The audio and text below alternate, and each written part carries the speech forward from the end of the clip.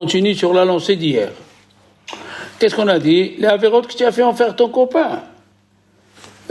Dieu il te dit, moi je ne peux pas te pardonner. Qu'est-ce que tu veux? Les avérotes que tu as fait envers Dieu, moi je te pardonne. Alors, vous devez savoir, je ne sais pas si je vous l'ai dit, comment Dieu ne pardonne pas quand toi tu fais envers ton copain. Comment? La Gemara elle dit que, enfin la Gemara, le Midrash il dit la prière elle fait la moitié. Ça veut dire, Moshe il a prié pour Aaron, Dieu il devait décimer Aaron. Et la prière de Aaron a fait, la prière de Moshe a fait, excusez-moi, ils sont morts que 2 enfants, ils devaient mourir les 4. Et de l'autre côté aussi, le roi Hiskiyahu, il a prié, et Dieu lui a dit, j'ai écouté ta prière, il lui a ajouté 15 ans. Mais 40 et 15, ça fait combien? 55. Et la vie de l'homme, c'est 70. Et de l'autre côté, nous voyons 40 et 15. 25. Mon 25, pas 15. Mon 15. Non, 25. Pour 70. Il avait 40 ans. Il lui a ajouté que 15 ans. Ça fait 55. Voilà. 70. Alors, la question elle est ici. Mais la vie de l'homme, c'est 70. 55, 65, 70. Il manque. Pourquoi il lui a donné que 15? Alors, il y a qui disent, parce que comme il ne s'est pas marié, le mot Isha, il y a le nom He. Et après, il y a le Yud chez Ish, ça fait 15. Ça veut dire quoi? On va voir. Par contre, quand Adam Arishon il a prié, le 3e jour, ils sont sortis les arbres, le 4e jour, ils sont sortis les herbes. Et qu'est-ce qu'il nous dit le Midrash? Les herbes, et les arbres, ils étaient en bas. Ils les voyaient. Ils ne sont pas encore sortis. Donc, il s'est mis à prier vendredi. Comme cette année, Adam Arishon, il est né à Rosh Hashanah. On a eu la pluie, Baruch Hashem, comme à Rosh Hashanah, quand Dieu a créé le monde. On voit d'ici que la prière a tout fait, pas que la moitié. Et là, les Chachamim, ils viennent y répondre vraiment. Quand tu as fauté envers ton copain et envers Dieu, il y a deux fautes, envers Dieu et envers ton copain. Prenons Caïn, il a tué Evel. Caïn, il a tué Evel. Donc il lui a dit Dieu, na vanad. 2 choses, na et nad. Qu'est-ce qu'il a fait? Caïn, il s'est mis à prier. Mais en tuant Evel, il ne peut pas lui faire tirer d'amitim à Evel. Donc le côté qui est envers Evel n'a pas été pardonné. Il lui a enlevé Nad, puisque c'est écrit que Caïn, il a habité dans la ville de Nod. Na va Nod. D'accord? Pourquoi? Parce que le côté que tu as fait envers ton copain, il n'est pas pardonné. Un deuxième, les enfants d'Aaron, il y a qui disent pourquoi ils sont morts? Parce qu'ils n'ont pas épousé de femme. Ah, donc tu as fait une faute envers qui? Envers un être humain. Envers Dieu et envers un être humain. La fille, elle attendait que tu te maries. Alors, le côté de Dieu, il a pardonné. Mais le côté de l'être humain, il n'a pas pardonné. C'est pour ça qu'eux, ils sont morts.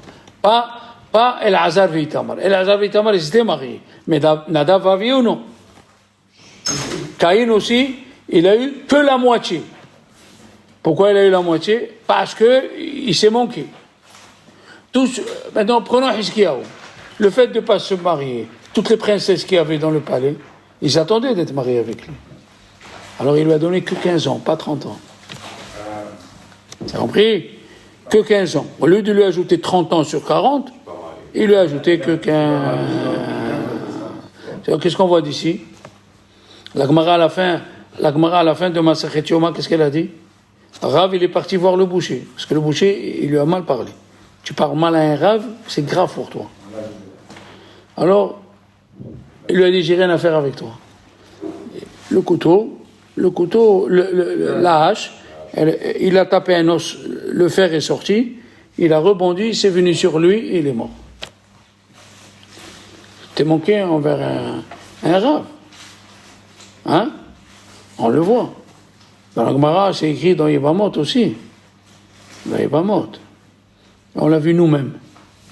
Rabbi Léon, on l'a vu nous-mêmes dans la Gemara. Ils étaient 2 rabbanim. Dans ma Sechet Shabbat Dafnoun, il y a le cheval, l'âne de 1, il a avancé. Et l'autre, ils se sont vexés. Ça veut dire que tu es plus fort que moi. Comment il faut faire attention à la sensibilité du rave, d'une personne. Oui ou non? Tu le vois d'ici. La Gemara, elle a dit, il y avait un monsieur dans Yibamot, il s'appelait Abdan. Abdan. Et il est rentré, Rabbi aussi, fils de Rabbi Ishmael. Mais eux, ils étaient assis. Donc quand il est rentré, tout le monde a fait la place. Tout le monde a fait la place pour qu'il rentre le rabbin. Et lui, Abdan, il a dit, qui c'est celui qui permet de déranger le Thibaut? Il a dit, moi. Il a dit, pourquoi? Il a dit, moi, je suis venu étudier la Torah. Comme mon cher Rabbeinu, il est venu étudier je suis venu étudier chez Rabbi Oudan Nassi. Comme mon cher Rabbeinu, il est monté étudier la Torah chez Dieu. Il lui a dit, pourquoi toi tu es mon cher Rabbeinu? Il lui a dit l'autre, pourquoi toi tu es Dieu? Qu'est-ce qu'elle dit à moi? Abdan, ces 2 belles filles ont refusé d'épouser ces 2 filles. Et je ne dis pas la suite de ce qu'il a reçu. Et la Gemara, elle a dit, bénis l'Éternel qu'il a puni Abdan dans ce monde. Fais attention quand tu parles à un rave. Il a eu quand même son droit S'il a été puni ici, oui. Imiejdil le mata, indil le mala. Quand il y a une sentence terrestre, il n'y a pas de sentence céleste. Imiejdil le mata, indil le mala. Mais la Gemara, elle est pleine d'histoires comme ça. Rabbi Eliezer, il est dans le Tanour chez l'Achena, vous vous rappelez, le four qui est fait comme un serpent. Ah, ouais. C'est-à-dire une partie sable, une partie pierre, une partie sable. Voilà. Qu'est-ce qu'il a dit, Rabbi Elazar? Tout ce qui a été fait dans ce four, il est tahor. Parce qu'un four en argile, il est tahor. Ils l'ont dit les Chachamim, il est tamim. Alors, il a dit que l'eau elle se déplace, que l'arbre elle se déplace, qu'une voix du ciel elle sorte. Il dit le Maharshak, ça veut dire, tu crois que moi j'ai profité de ma vie, j'ai étudié, j'ai bu l'eau avec la mesure, et je mange que les caroubes, et je dors. D'accord? Qu'est-ce qu'il a fait Rabban Gamliel? Il a dit alors, tu changes, Yachid Verabi, Malach c'est non. Il a dit, je ne change pas. Ils l'ont dit, on t'excommunie. Tu ne viens plus au Beth Midrash. Rabban Gamliel, il a pris le bateau pour aller de Yafo à Akko, en bateau. Au milieu, la mer, une vague, elle allait emporter le bateau. Il a dit, Rabban Gamliel, Hachem, est-ce que j'ai fait ça pour moi? J'ai fait ça pour ta Torah. Yachid Verabim, Alacha Kerabim. Là, le vent, il s'est arrêté, les vagues, ils sont arrêtées. Tu suis jusqu'ici. Il est retourné chez lui. La femme de Rabbi Eliezer, elle empêchait Rabbi Eliezer de faire les filat apayim. Elle l'empêchait. Pourquoi? Tu vas voir.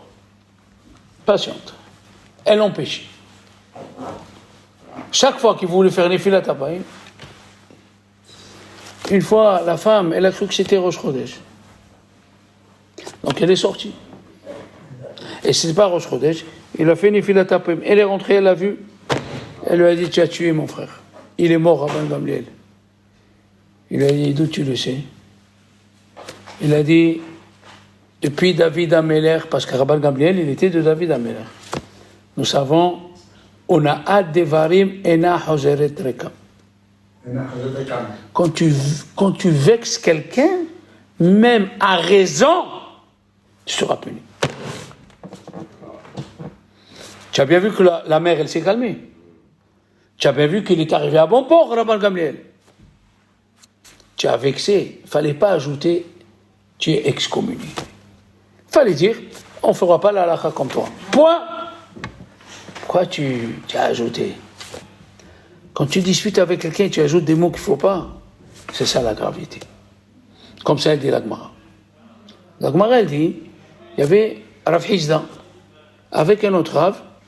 Ils étudiaient ensemble, ils étaient presque à la même. Niveau. Merci, au même niveau. Quel est l'halakha? Un âne, l'âne de ton Rav est ton âne, le tien d'abord. Mais l'âne à toi et l'âne de ton père, l'âne du Rav avant. D'accord? Alors, Rav Hizda, il a juste dit Rav, j'ai une question. L'âne du Rav et l'âne d'un élève qui est au niveau du Rav. Avouna, hein, il a mal pris ce qu'il a dit, Rav Hizda. Il a cru qu'il parlait de lui. Il lui a dit, j'ai pas besoin de toi, Rav Hizda, tu peux partir. Et la Gemara a dit, c'est une malcompréhension. Rav Hizda, il n'a pas parlé de lui. Il n'a pas parlé de lui. Il a été puni quand même. Non. Parce que Dieu, il sait que tu n'as pas fait. Toi, tu as posé la question. Ouais, une question. Ils ont chacun jeûné 40 jours. Chacun de son côté, il a jeûné 40 jours. Peut-être, il a vexé sans faire exprès. Et je ne te dis pas combien d'années ils n'ont pas parlé entre eux. Tu ne peux pas. Hachamim, ils ont dit, on a hâte des varim, quand tu vexes quelqu'un, même si tu demandes pardon, fais gaffe, ça revient. Comme Hana et Pnina. Ah, tu vois que tu as dans la tête. Pénina, elle vexait Hana, pas pour son mal, pour qu'elle se mette à prier. Finalement, elle a perdu ses 7 enfants. C'est dur, ça. C'est très dur. Mais, tu vois pas ce qu'il dit le Mesilat Yesharim dans le Perek Dalet. Il y a des gens qui ont été punis pour un mot. Qu'est-ce qu'il a dit à Yaakov? Atahat Elokimani. Moi, je suis à la place de Dieu. Elle a dit, les Chachamim ont dit, comme ça on répand à une femme qui a de la peine. On ne répond pas à une femme qui a de la peine comme ça. Atahat Elokimani. Pour un mot. Il y a des gens, ils ont été punis pour un mot. C'est ça qu'il faut faire attention. Il y avait à Salonique, il y avait Mahribal, Rabbi Yosef Ben Lev, qui était au temps du Rabbi Yosef Karo. Il pouvait écrire un Shulchan Aruch. Et il y avait un riche qui est venu pour passer Din Torah. Qu'est-ce qui s'est passé? Il a été mis en tort par le Dayan.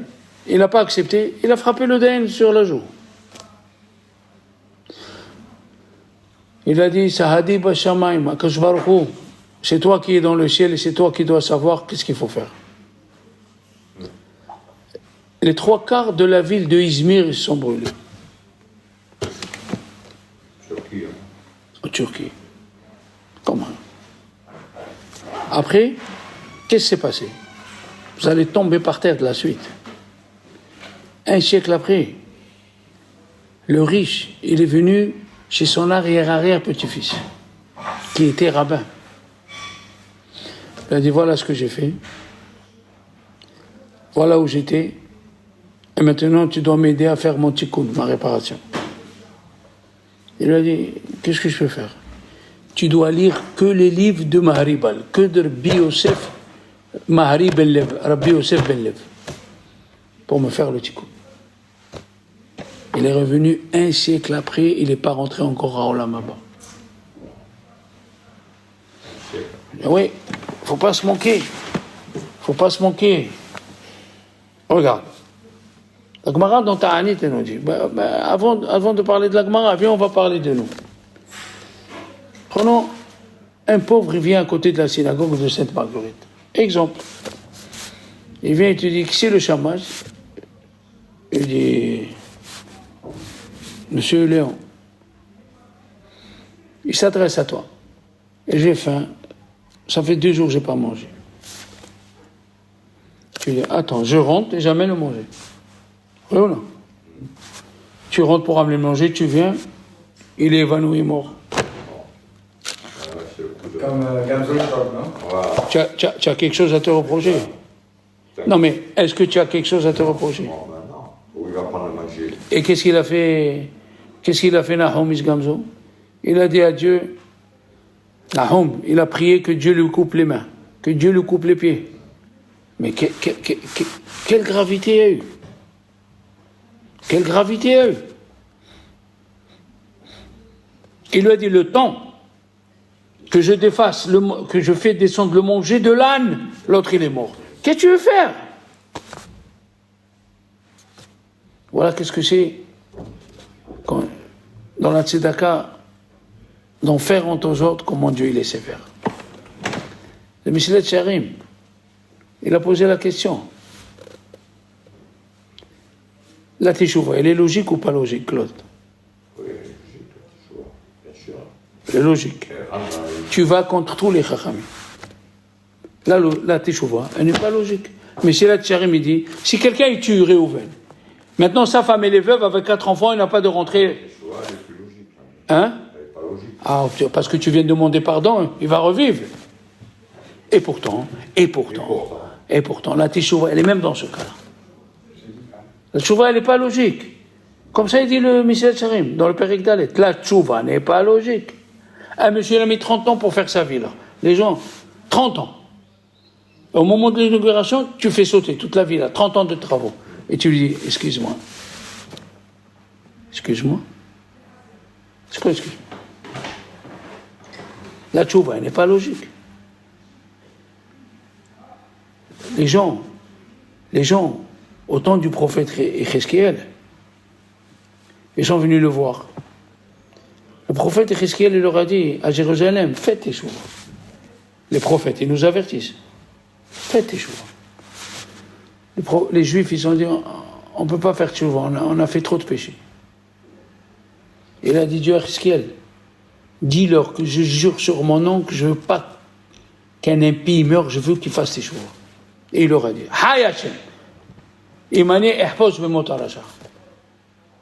Dites-moi, on parle au temps de Ézéchiel, c'est un siècle avant la destruction du premier tombe. Il n'y avait pas des idiots dans le peuple d'Israël. Ils n'ont pas lu dans la Bible qu'on peut faire teshuva. Mais qu'est-ce que c'est cette phrase? C'est pas écrit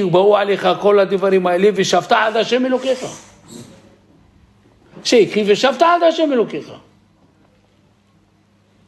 Comment ils ont pu dire? Ils ont dit Hatta'enu va'avonenu ala roshenu. Et alors? Rabbi David Karglas, il s'appelle Rabbi David Karglas.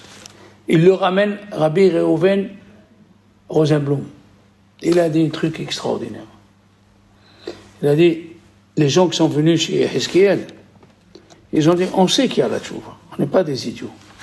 Mais est-ce que la teshuva existe quand on fait les mêmes péchés tous les jours, pendant 354 jours? On refait, on mange le petit pain au chocolat à la boulangerie, on dort avec des goyotes, on mange taref, on profane Shabbat, on a fait ça toute l'année. Ça existe la teshuva sur ça?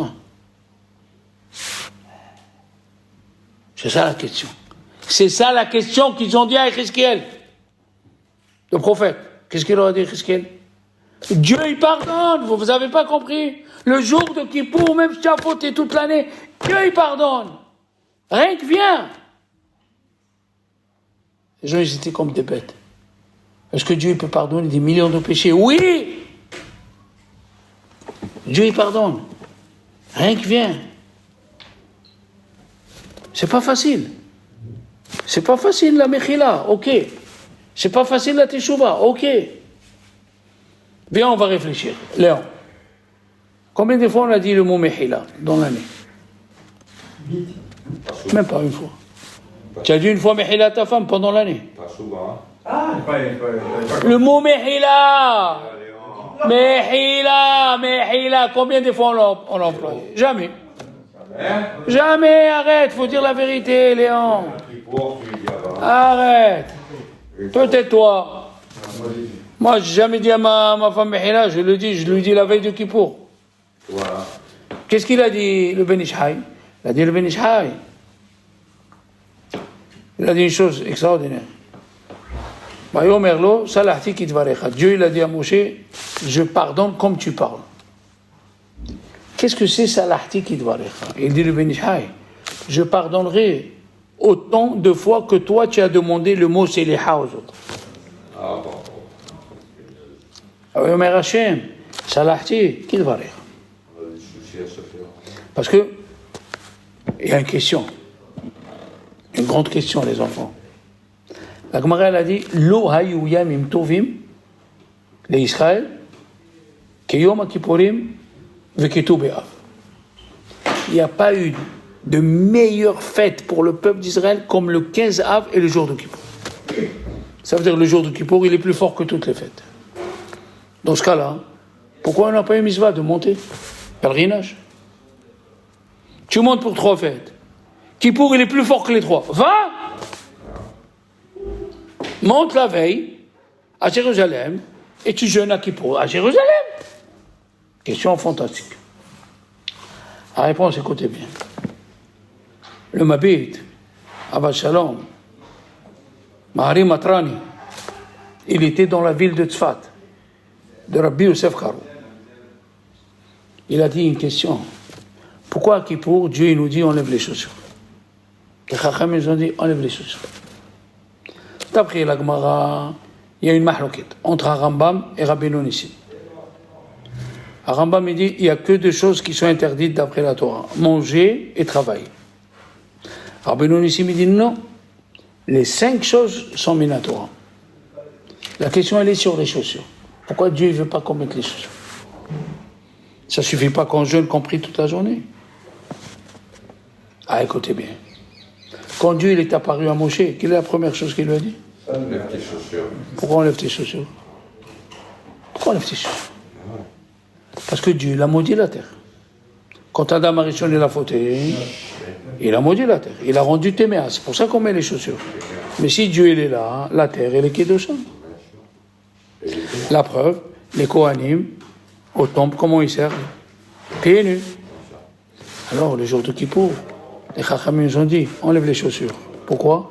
Parce que c'est Dieu qui vient chez toi, c'est pas toi qui viens chez lui. Là où tu es, tu es à Bakou, tu es à Tombouctou, tu jeûnes le jour de Kippour et tu pries. Dieu vient chez toi, enlève les chaussures. On n'a pas besoin de monter à Jérusalem. C'est une fête fantastique. Il a dit, Rabbi David Luria, on dit dans Shir HaShirim, je veux te voir et je veux t'écouter. C'est quoi ça? Ou tu veux me voir ou tu veux m'écouter. Tu m'écoutes ou tu me vois. Il a dit, ça parle dans la période entre Rosh Hashanah et Kippour. Quand tu viens chez quelqu'un et tu tapes à la porte, il n'est pas là. Qu'est-ce que tu fais? Tu cries, tu parles. Mais si la porte est entrouverte, tu ouvres, tu parles et tu le vois. À Kippour, il y a une mitzvah spéciale que Dieu il descend ici, tu peux le voir et lui parler.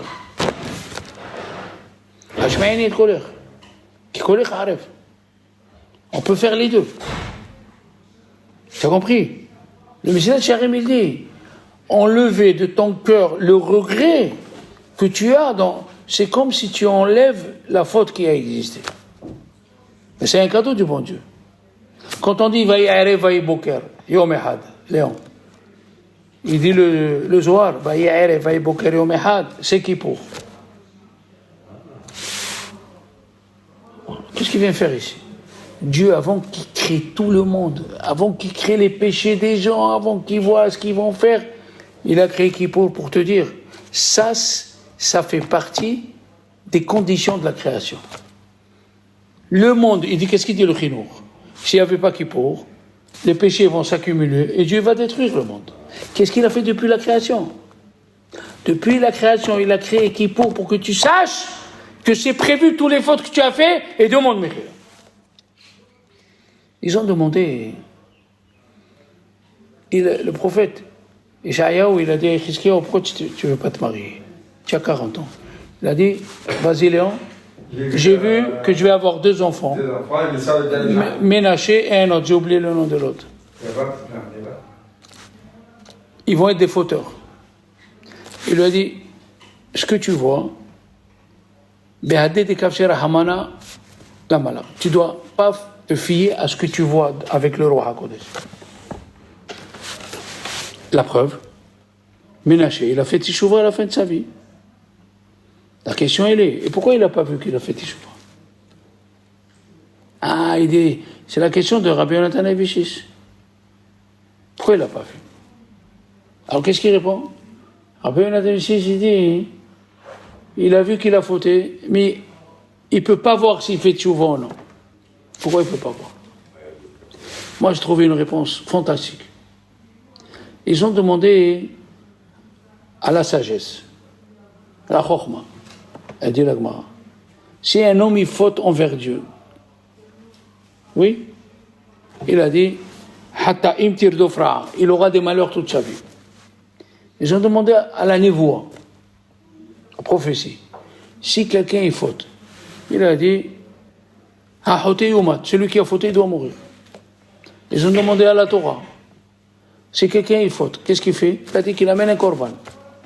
Ils ont demandé à Dieu, si quelqu'un il faute, qu'est-ce qu'il fait? Qu'il fait Teshuvah. Ménaché, il a tellement fauté que quand il s'est mis à prier dans le chaudron, vous vous rappelez que je vous ai dit qu'ils l'ont mis dans le chaudron, les anges, ils ont bouché les 12 portes qu'il y a dans le ciel. Qu'est-ce qu'il a fait Dieu? Il a fait un trou dans son trône divin pour que de là-bas, Ménaché, sa prière, elle monte. C'est pour ça que c'est écrit, Shuvah, Israël, Ad Hashem Elokecha. Teshuvah, Magad, Ad Kisei HaKavod. Dieu lui a fait un trou à Ménaché. La question elle est, pourquoi il n'a pas tué? Il a régné 52 ans. Pourquoi il n'a pas tué en 52 ans? Vous avez oublié. Les anges, ils ont voulu le tuer avant. Qu'est-ce qu'il a dit Dieu? Ne tuez pas. Ils lui ont dit pourquoi? Il a dit, regardez ce qu'il a fait à côté du Beth Amikdash. Il a fait un hôtel Hesed. Tout celui qui a faim, il vient. Il mange. Regarde ce que c'est la Gemilut Hasadim et la Tzedaka. La Gemilut Hasadim et la Tzedaka ont fait de sorte que pendant 52 ans, les anges n'ont pas pu le tuer. Et il est mort en faisant Tchouva. Il dit le Zohar, qui c'est le Rosh Shiva de Baali Tchouva, c'est Ménaché. Et la Gemara dit Ménaché, un lochelek le olam haba. Mais, pour te dire, que si quelqu'un fait Teshuvah, nous sommes dans une période extraordinaire. Parce que qu'est-ce qu'on fait à l'année là? On dit 7 fois, Hachem ou Elohim. Pourquoi 7 fois? Oui, monsieur. On fait, oui, Alain, on fait remonter la Shekhina qu'elle est descendue jusqu'en bas. Et c'est pour ça que le Satan, il vient dans la tête des gens. Qu'est-ce que tu vas demander pardon? Demain, tu as rendez-vous avec Olivier, tu vas manger dans le restaurant Goy. Il ne comprend pas. Ba'asherusham. Là où il est la personne, Ba'asherusham. Dans le moment de l'année, il demande pardon, Dieu il efface. Pourquoi? Il dit le Meshech Chokhmah que dans l'année là, Dieu il a écouté tous les accusateurs. Il ferme la porte, il est seul pendant l'année là. C'est écrit Ve'hanoti et asherahun. J'aurai pitié de celui que je veux avoir pitié. Ça veut dire quoi? Il dit Rashi, même s'il ne mérite pas, je lui donne la vie. Même s'il ne mérite pas. Donc nous sommes, ces derniers jours, dans des moments très propices.